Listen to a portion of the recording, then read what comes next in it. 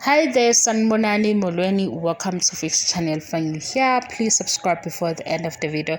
If returning, thank you for love and support. I appreciate you.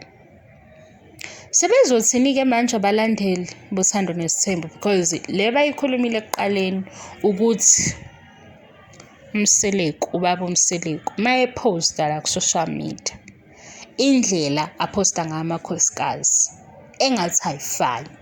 Yes, banemisebenzi ehlukile and unkosikazi odinga mhlambe ukuvela kakhulu ku social media because unemisebenzi eminingi ayenza nabantu Makhumalo. Kodwa bathi abantu akukho fair. Naye khona umunye ozothi yazi abantu bazothanda ukulawula abantu. Lalela kunebhizinisi and le business lisupportwa abantu.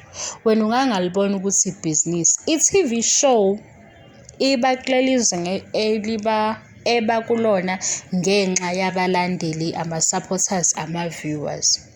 So ukwakha nokuqinisa ubudlelwane phakathi kwabantu abalandela i-TV show nabantu abenza i-TV show iba khona le ndawo yokuthi kumele kubalance because uMakhumalo uyi-brand ngokwakhe aphinde futhi abe yingxenye yothando nesithembu okuyenye i-brand.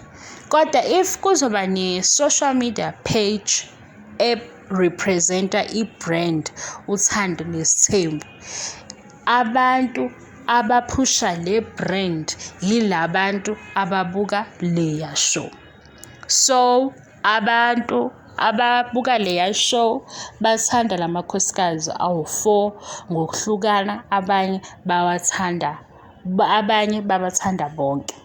Ekubhalansiseni ibhizinisi leli lothando nesithembu izoba khona indawo yokuthi bathini abantu.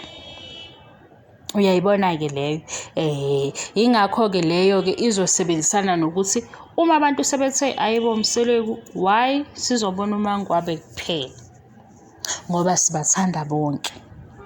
Sekumele lapho kusebenze amehlo ukuthi uthando nesithembu ishow edlala kuMzansi Magic ibuka abantu abangakanani and bonke labantu ababuka le show ababuka uMangwabe kuphela. Yilapho ke sekufanele ukuthi kuvela uMacele, kuvela uMayeni, kuvela uMakhumalo, kuvela uMangwabe. Mase kuba uhlobo lamabhizinisi ohlukile njengoba sazi uMakhumalo uyi-motivational speaker, wenza izinto eziningi.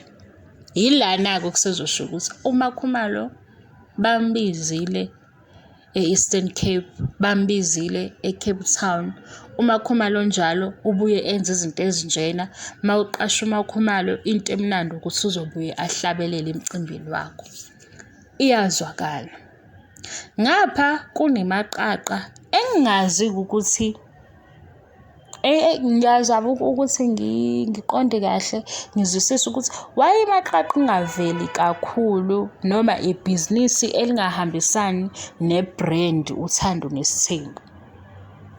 Ngeke ngazi ngoba cha akuveli kakhulu ukuthi emaqaqa kwenzakalani noma imaqaqa iyodwa nje izihambela kahle ibhizinisi elingenankinga alidingi ukuthi kubuye kutholakale abantu mhlambe abalandela uthando nesithembu betshela ukuthi kule weekend uMangwabe uzobe khona emaqaqa ukuze ke bezoba nesikhathi sokubona uMangwabe. Ngiyeke ngazi umbuzo nje hayi futhi akusiwo umbuzo ngiyasho nje because angazi ukuthi kwenziwa yini ukuthi ngalesi sikhathi uMangwabe ezoba khona emaqaqa wayebengasho kwi-family page ukuze abantu abalandeli baMangwabe bazi ukuthi kule weekend sizombona uMangwabe abafisa ukumbona because akamningi ku social media, akamningi kwi-family page.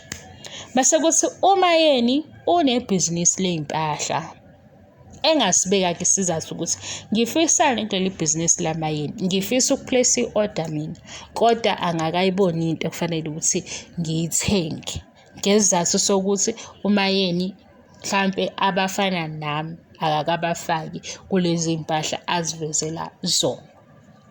uMacele ungathi usecathula ngala ku-entertainment industry, uyangena lapha kuma talk shows. So abalandeli bebekhuluma ukuthi sibona uMakhumalo kakhulu, manje sebebona Mpumelelo kakhulu. Kusho sebezophindela abalandeli bekhuluma ukuthi hayi sesikhathele uMpumelelo ezinye ingane ngoba phela abadala bawu-4, uMpumelelo, uSne, uLwandle, u-Abongo, yes, akekho uMpilo, bawu-5. uMpilo use-university, u-Abonge use-university, uMpumelelo udlala ibhola, uLwandle angathi khona amabhizinisi awenzayo kodwa ngasekhaya. U-Abongwe, uLwandle, uSne, uMpumelelo, uMpilo. Kodwa nje uMpumelelo ugcwele manje. Semningi uMpumelelo njengoMakhumalo. Sebezokhuluma-ke nabalandeli bethi kanti why? Mhlampe-ke uMpumelelo uyena ozosilethela idrama ku-season 7 because uyena ofike ney'ntombi kubo ku-season 6, kanti lenye intombazane iyamshiya, usefika nomusha, sekukhona noQueen Loli. Sekulobu-ke kuwuMpumelelo ohamba phambili because indaba iyeza noMpumelelo. Lesi siyilindele-ke abantu ababuka le show. Uyayibona? Kufana nangaleso sikhathi kuthiwa uMangwabe uyaphekha kwenzakalani, kwakulobu nje kuthiwa uMangwabe ngabe uphezu kwani ku-social media kubhalwa ngaye. Ukuthi-ke uMangwabe akazihluphi nabalandeli noma nje ngo-social media. Kungabhala ukuthini ngoMangwabe? Ngeke uzuze ukuthi iso lezwe likhulume naye, likwazile ukumthola waphawula.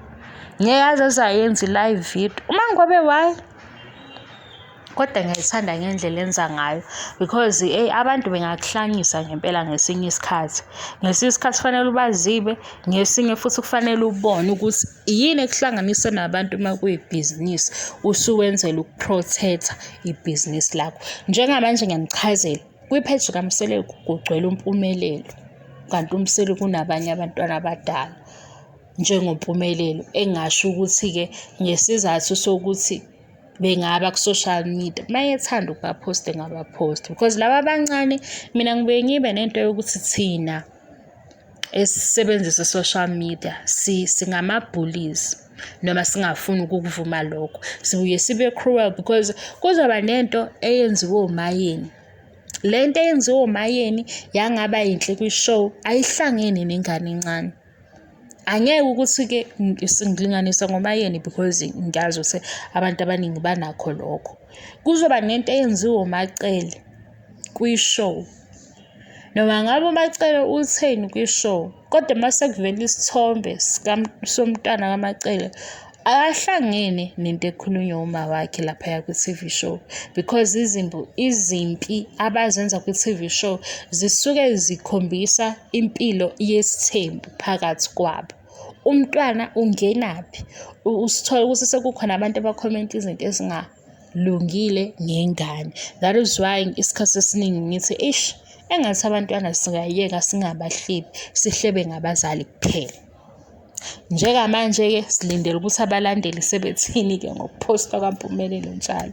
Ngiyabonga i-support, angiqedi ave ngilanda wemalo.